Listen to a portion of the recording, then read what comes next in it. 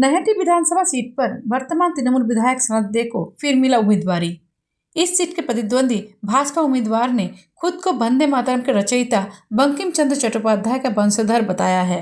इस दावे से असहमत तृणमूल उम्मीदवार सनत दे ने कहा कि ऐसा दावा कर भाजपा इस साहित्य सम्राट का अपमान कर रहे हैं। নৈহাটির মানুষ যাকে কাছে পাবে বা অতীতেও যাদেরকে পেয়েছে মানুষ তাকেই ভোট দেবে। কত মানুষকে নৈহাটির মানুষ কোনোদিনই পছন্দ করেনি, আজও করবে না। যারা প্রার্থী খুঁজে পাচ্ছে না বলে হাওড়ার কোনো বাসিন্দাকে বঙ্কিমচন্দ্র চট্টোপাধ্যায়ের পরিবারের লোক বলে দাবি করছে, আমি দায়িত্বের সাথে বলছি যে বঙ্কিমচন্দ্র চট্টোপাধ্যায়ের বংশধর তারা নয়।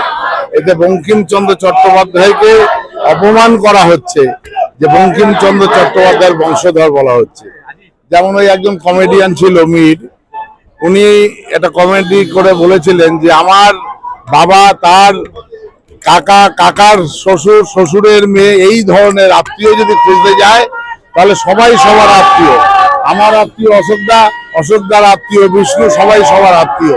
সুতরাং সেই দিক দিয়ে দেখতে গেলে উনি বংশধর কেন যা খুশি বলতে পারে। একটুখানি বলতে পারি নৈহাটির মানুষ আগাগোড়ায় ভূমিপুত্রকে পছন্দ করেছে, ভূমিপুত্রকেই ভোট দেবে।